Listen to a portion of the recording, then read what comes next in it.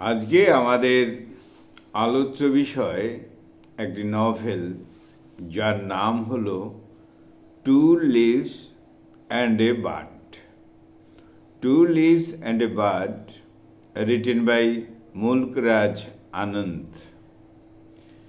এই নভেলটি পাবলিশ করা হয়েছিল 1937 এবং the story is based in the tea plantations of Assam. আসামের চা বাগানের প্রেক্ষাপটে এই নভেলটি। মুলকরাজ আনন্দ থার্ড নভেল এই নভেলটি two leaves and a bird. এখানে যে গল্পকথা রয়েছে, story of a poor worker named Gangu. এই দরিদ্র একজন শ্রমিক গাঙ্গু, তার ফ্যামিলি, তার দুর্দশা, তার যন্ত্রণা এখানে প্রকাশ পেয়েছে। His family was forced to leave their house and premises in Hoshiarpur district of Amritsar. Hoshiarpur এক জায়গা, ডিস্ট্রিক্ট অফ অমৃতসর। সেখান থেকে এই ফ্যামিলিটাকে প্রেশারে, চাপে চলে যেতে হয় এই আসাম টি প্ল্যান্টেশনের স্থানে কাজের যোগান পেতে। যাই হোক, Buttah and agent of tea planters, একজন এজেন্ট ছিল Buttah, appeared in front of them, তাদের সময় আসে, তাদের বাড়িতে আসে, as a survivor and promised them money. সে আসে, প্রতিজ্ঞা করে তাদের অর্থ দিবে, ল্যান্ড দেবে, সিকিউরিটি দেবে। In the distance Macpherson tea estate in Assam, আসামের একটা টি গার্ডেনে, টি প্লান্টেশনে সেখানে কাজ পাবে, সেই উদ্দেশ্যে গাঙ্গু তার ফ্যামিলিকে প্রভাবিত করা হয় এবং গাঙ্গু মনস্থির করে যে হ্যাঁ, সে আসাম চলে যাবে। যাই হোক, গাঙ্গু বিশ্বাস করে, বিলিভড এভরিথিং বুট্টা যা বলেছিল, এবং left for Macpherson tea plantation in Assam, আসামের সেই চা বাগানের উদ্দেশ্যে রওনা হয়। সাথে থাকে হিজ ওয়াইফ সজনি এবং চিলড্রেন লীলা অ্যান্ড বুদ্ধু, মেয়ে লীলা, ছেলে বুদ্ধু। তাহলে চারজনের সংসার।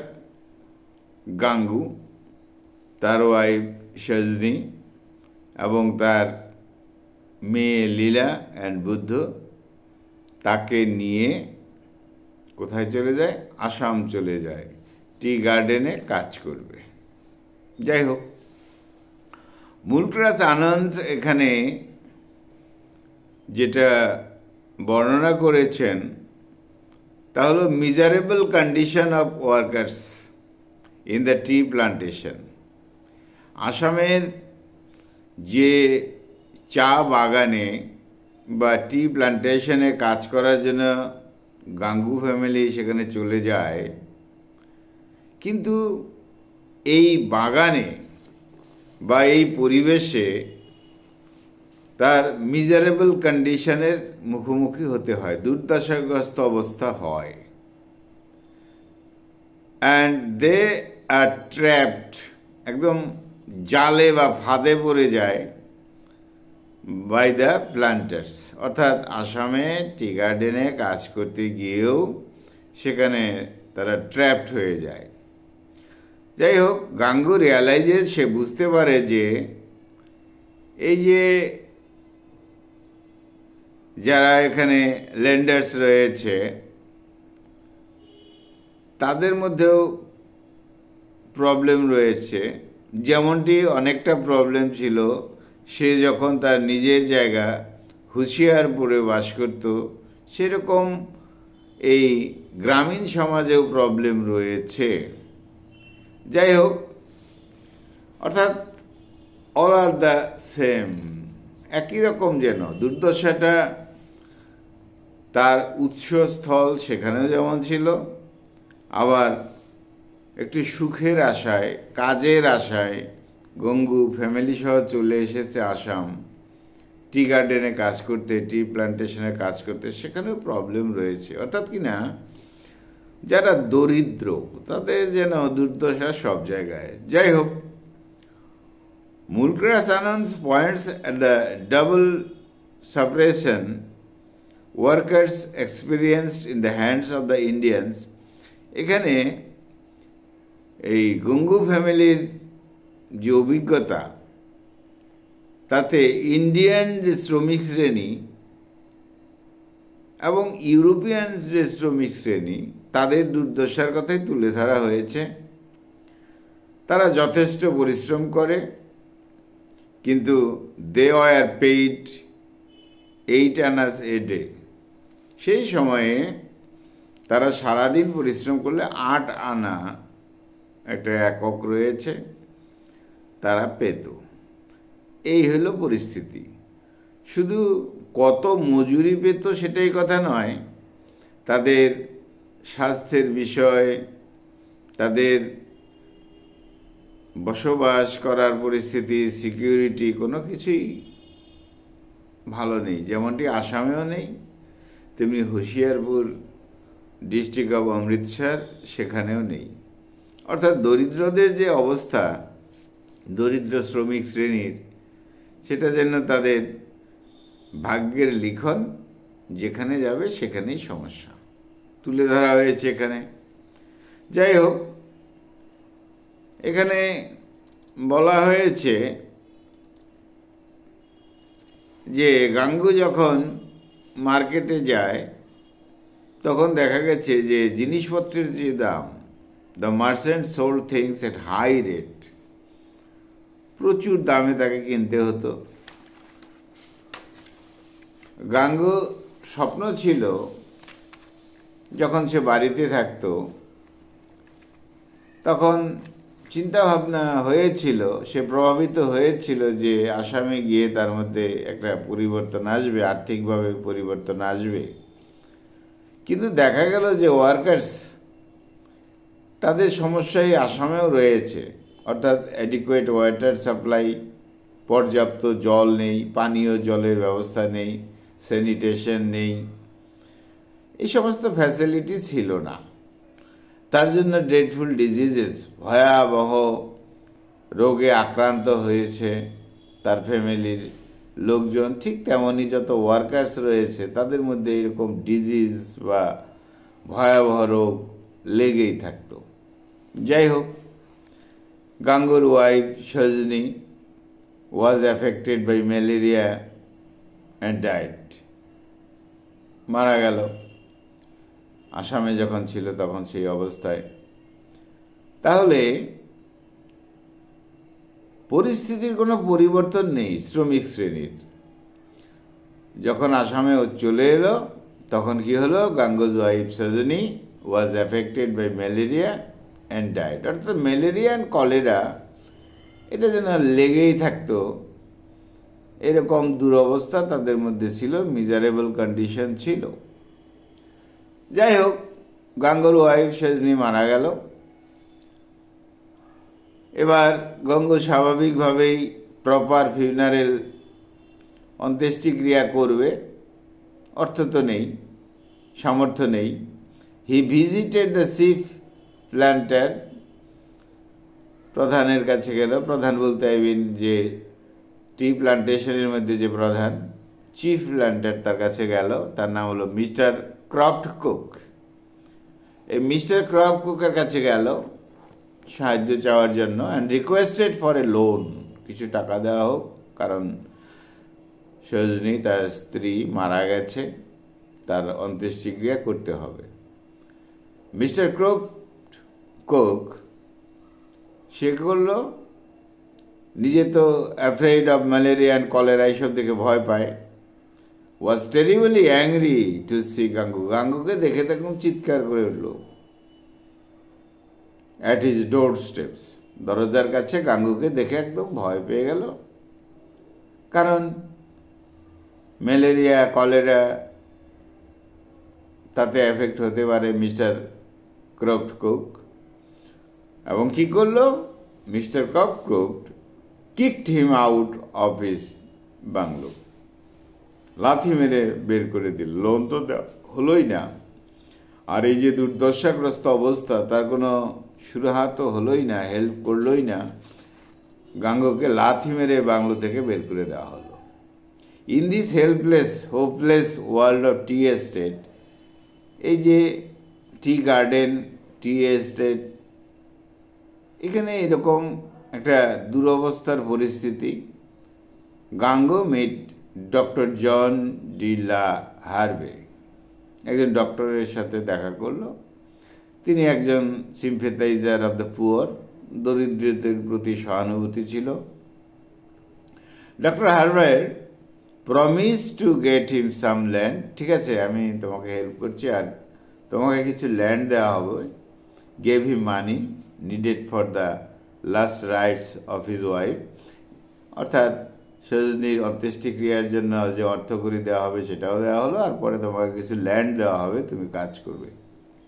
In the meanwhile Gangu got a piece of land and his hopes rose too high.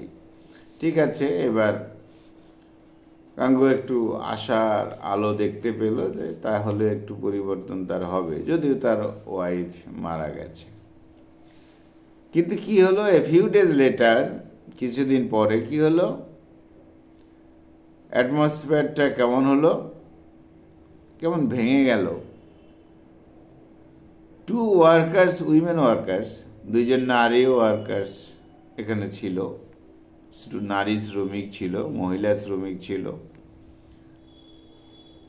তারাও এখানকার যে সিচুয়েশন, এই অভিশাপে কিন্তু তারা অত্যাচারিত, অর্থাৎ এই নারীদের প্রতি এখানে একটা অত্যাচারের ব্যাপার আছে। শ্রমিক শ্রেণীর মধ্যে যারা নারী রয়েছে, মেয়েরা রয়েছে, তাদের উপর অত্যাচার করা হয় এই অফিসার গ্রুপ অর্থাৎ সাহেব গ্রুপ, এরকম একটা সিচুয়েশন রয়েছে। তো যাই হোক, কি হলো, দুইজন নারী যাচ্ছিল, তখন আনএক্সপেক্টেড একটা ব্যাপার ঘটে গেল যে অ্যাসিস্ট্যান্ট প্ল্যান্টার মিস্টার রেগি হান্ট নির্মমভাবে কি করলো, ওই নারীদের পিছু ধাওয়া করলো এবং তাদেরকে অত্যাচার করার প্রয়াস করলো, এরকম বিষয় রয়েছে। তো সেখানে কিছু ওয়ার্কার এসেছিল খানিকটা প্রতিবাদের বিষয়ে, কিন্তু ওয়ান ওয়ার্কার ডায়েড, তো সেও মারা গেল। সেভারেল ওয়ার উন্ডেড, আহত হয়ে গেল। অর্থাৎ এই মিস্টার রেগি হান্ট তাকে একটু শ্রমিক শ্রেণীর কিছু একটা গ্রুপ একটা প্রয়াস করছিল তার প্রতিবাদ করার জন্য, তার জন্য এমন হলো যে একজন ওয়ার্কারের তো মৃত্যুই হয়ে গেল, মানে মেরে ফেলা হলো, এবং সেভারেল ওয়ার উন্ডেড, আহত করে ফেলা হলো। যাই হোক, the heart March to the house of doctor heart. এবার সেই যে অবশিষ্ট যে শ্রমিক শ্রেণী, তারা সেই সহৃদয়বান ডক্টর হার্ভের কাছে গেল এবং যে অ্যাক্টিভিটিস হয়েছে, নোংরা কার্যকলাপ হয়েছে বা যে পরিস্থিতিটা ক্রিয়েট হয়েছে সেটা বলা হলো। ডক্টর হার্ভ ওয়াজ সারপ্রাইজড, বিস্মিত হয়ে গেল। যাই হোক, কাদের দেখে, এই ভয়েসলেস ওয়ার্কার্স, এরা তো শ্রমিক শ্রেণী, তাদের তো কণ্ঠই বন্ধ করে দেওয়া হয়েছে, তারা তো কথা বলেই না, প্রতিবাদ করেই না। স্বাভাবিক একটু তাদের মনে হয়েছিল প্রতিবাদের কথা, তো যাই হোক তাদের উপর এই অত্যাচার করা হয়েছে। ডক্টর হার্ভ ওয়াজ টেম্পটেড, স্বাভাবিকভাবেই তো উত্তেজিত হয়ে গেল, তো directed the move to go to the Bangalore. যাও বাংলোর দিকে যাও, অফ দ্য চিফ প্ল্যান্টারের দিকে যাও, ডিমান্ড জাস্টিক বিচার করো। তো at the bungalow they were not allowed to air, ঢুকতে দেওয়া হলো না। Were threatened by the planters, এবং তাদেরকে ভয় দেখানো হলো শ্রমিক শ্রেণীকে। অর্থাৎ তাদের উপর যে অত্যাচার হচ্ছে বা হয়েছে সেই বিষয়ে কোনো প্রতিবাদ করা যাবে না। যারা টি গার্ডেনের মালিক রয়েছে বা প্ল্যান্টেশনের মালিক রয়েছে, যাই হোক, though the workers were dispersed at the time being, the planters were shocked to see the move. আতঙ্কিতই আসলে হয়েছিল, তারা ভাবছে যে একটা রায়ট হতে পারে, এরকম একটা ভয়ও হয়েছিল। কাদের? এই যারা মালিক শ্রেণী তাদের। All of them including mister Croft cook সেখানে ছিল, রেগি হ্যান্ড ছিল। যাই হোক, তারা প্রতিবাদ করার চেষ্টা করলো, শেষ পর্যন্ত took refuge in the club and tried to get military support in case of emergency. একটা ইমার্জেন্সির মতন সিচুয়েশন হয়ে গেল ওই শ্রমিক শ্রেণীর দলবল দেখে। তো যাই হোক, এরা প্রশাসক অর্থাৎ তখন যারা কলোনাইজার ইংরেজ, তাদের সাহায্য নেওয়ার চেষ্টা করলো, সেনাবাহিনীর সাহায্য নিতে চেষ্টা করলো। Doctor Harvard consoled and lead the people, শান্ত করার চেষ্টা করলো শ্রমিক শ্রেণীকে এবং তাদেরকে একটা নির্দিষ্ট সিদ্ধান্তে বা পরিস্থিতিতে আসতে বলল, which resulted in his dismissal from the colonial service, এবং বুঝাতে প্রয়াস করলো যে এই কলোনিয়াল সার্ভিস এতে কিছু হবে না, কারণ তোমরা তো কলোনাইজড আর তারা হলো কলোনাইজার। যাই হোক, ফিউ ডেজ লেটার, কিছুদিন পরে দেখা গেল আবার সেম পরিস্থিতি। লায়লা, ওই গাঙ্গুর যে মেয়ে, লাভলিনেস অফ লায়লার অ্যাকচুয়ালি লীলার যে সৌন্দর্য দেখে অবাক হয়ে গেল। যাই হোক, তাহলে ফিউ ডেজ লেটার এই রেগি হান্ট লীলার সৌন্দর্য দেখে এই লীলার পিছনে পিছনে ধাওয়া করলো টু এসাল্ট হার। স্বাভাবিক যেমনটা ঘটে। গঙ্গু ওয়াজ হার্ট ব্রোকেন, দেখে তো স্বাভাবিকভাবেই বয়স হয়ে গেছে গঙ্গুর, to see his daughter suffer. Leela তার মেয়ের যে পরিস্থিতি সেটা দেখে তো অবাক হয়ে গেল। And try to stop Reggie Hunt, থামাতে প্রয়াস করলো, হু শট হিম ডেড। কিন্তু রেগি হান্ট কী করলো? গুলি করে দিল এবং মারা গেল কিন্তু Gangu. Later Reggie Hunt was brought to the court, কোর্টে নিয়ে যাওয়া হয়েছিল। অ্যান্ড ওয়াজ, তাকে প্রয়াস করা হয়েছিল অপরাধী করার জন্য, কিন্তু রেগি হান্ট মুক্ত হয়ে যায় আর গাঙ্গু তো ওখানেই শেষ। তাহলে গাঙ্গুর যে সিচুয়েশন, তার ফ্যামিলিতে কি হলো? গাঙ্গুর ওয়াইফ সেদিনই মারা গেল অসুস্থ হয়ে, সেখানে কোনো সিচুয়েশন ছিল না, সুস্থ কোনো পরিস্থিতি ছিল না। অনেক শ্রমিক এইভাবেই মারা গেছে। তারপরে অন্যান্য মেয়েদের উপর এরকম অত্যাচার করত।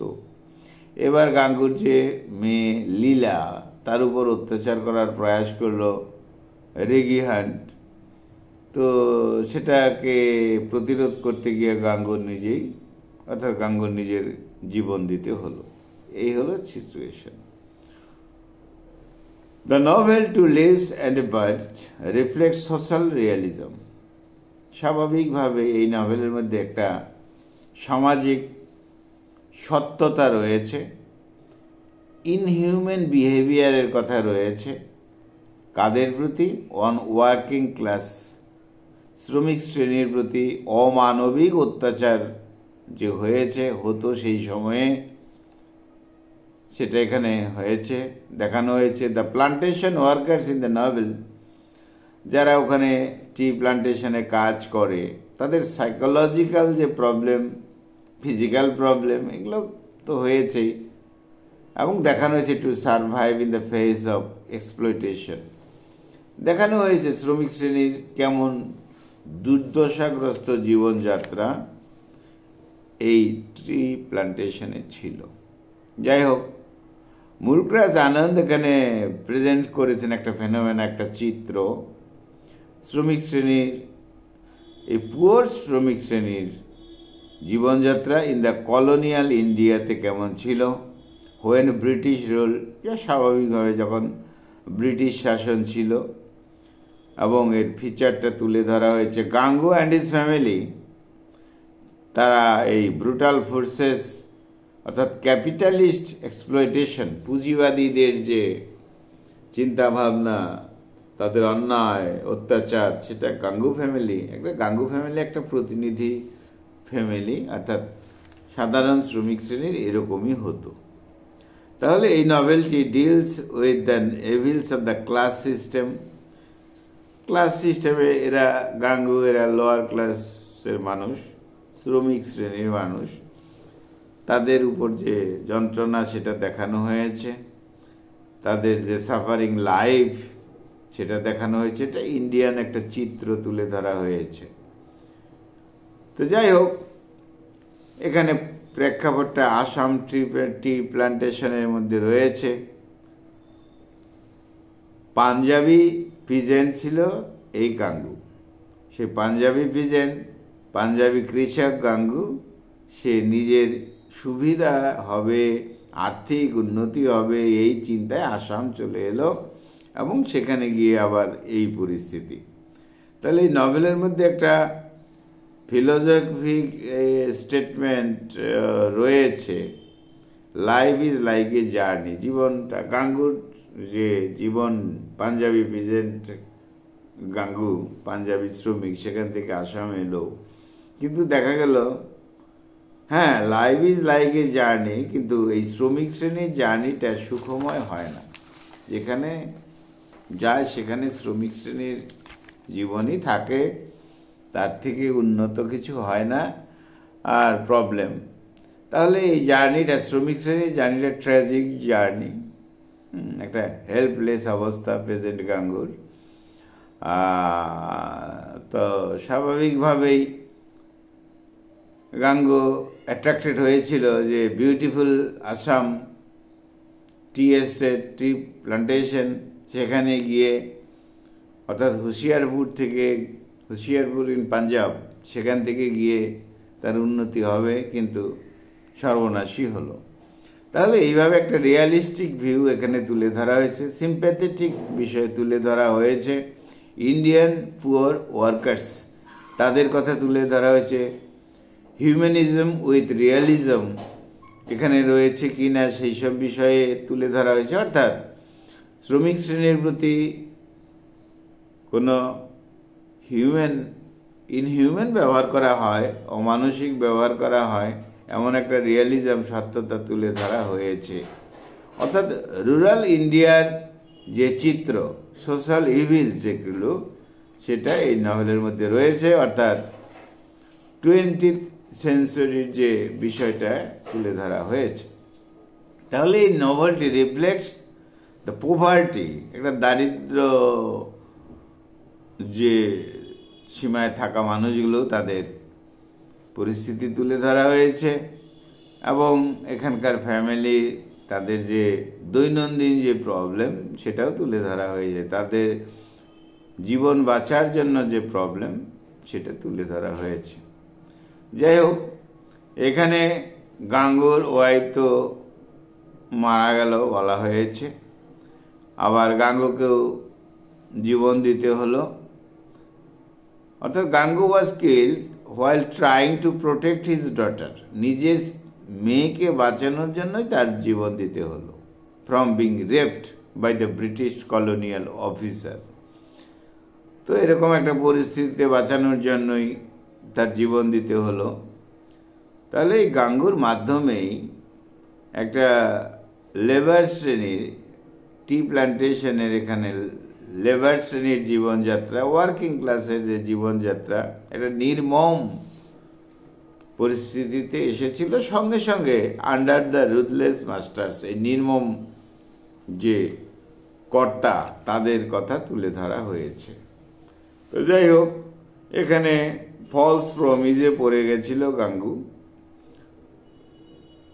তাই তার ওয়াইফকে, সজনীকে নিয়ে, তার চিলড্রেন লীলা, বুদ্ধুকে নিয়ে এসেছিল এই Macpherson T estate in Assam, সেখানে।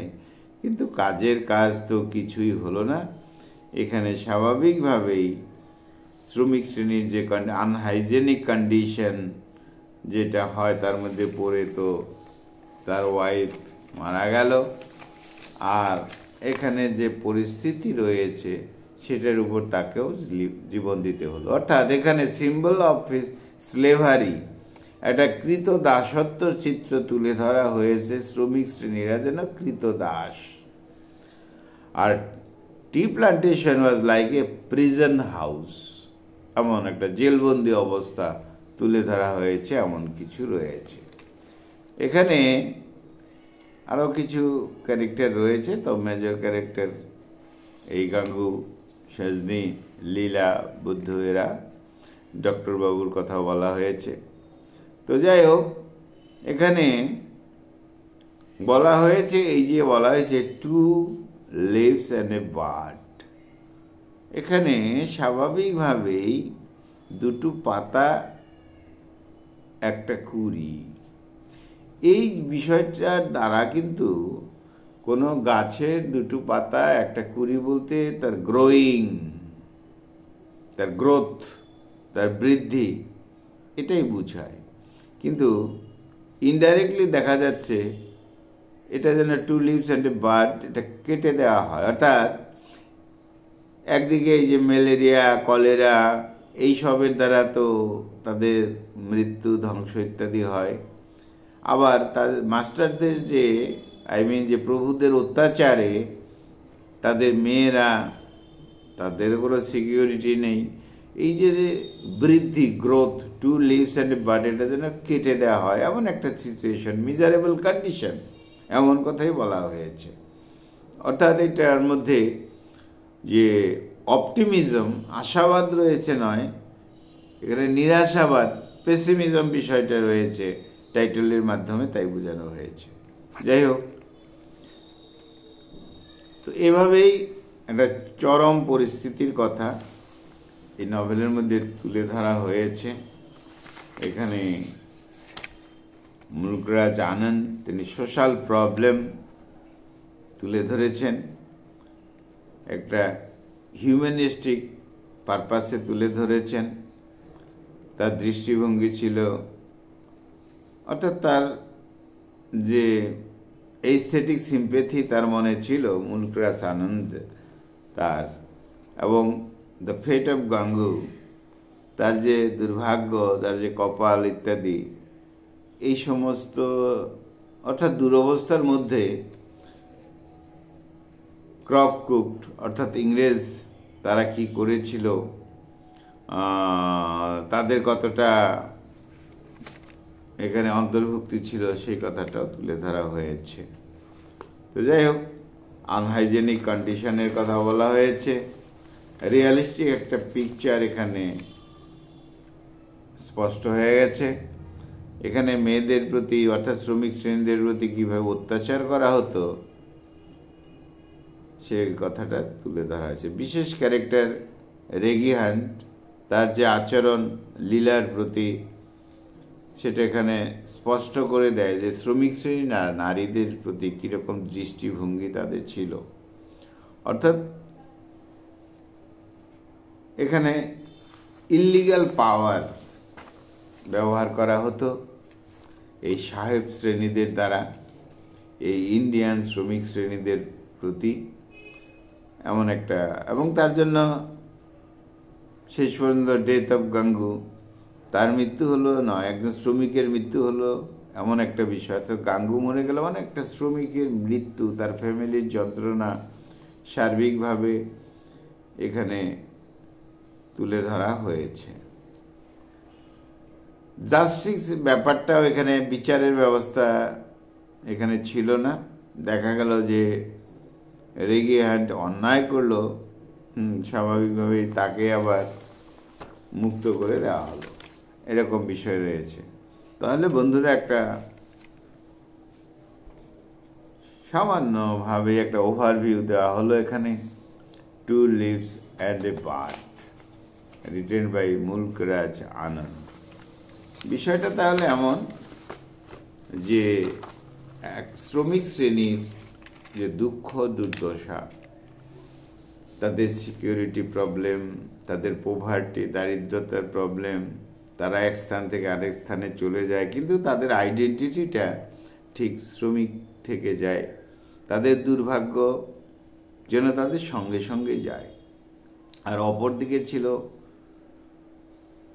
কলোনাইজার, ইংরেজরা ছিল এবং তাদের লোকজনই বসেছিল এইরকম বিভিন্ন বিভিন্ন প্রতিষ্ঠানে, যেমন আসামের এই টি প্ল্যান্টেশনে ছিল। এবং তারা কিভাবে এই শ্রমিক শ্রেণীকে দেখত, কিভাবে তাদের ট্রিটমেন্ট করত, এমন একটা যন্ত্রণাদায়ক একটা চিত্র তুলে ধরা হয়েছে। তাহলে বন্ধুরা, আজকে আমাদের আলোচনার বিষয় ছিল two leaves and A part, novel by Mulk Raj আনন্দ। বন্ধুরা, খুব ভালো থেকো, খুব ভালো থেকো। আমার চ্যানেলটা সাবস্ক্রাইব করো। Thank you.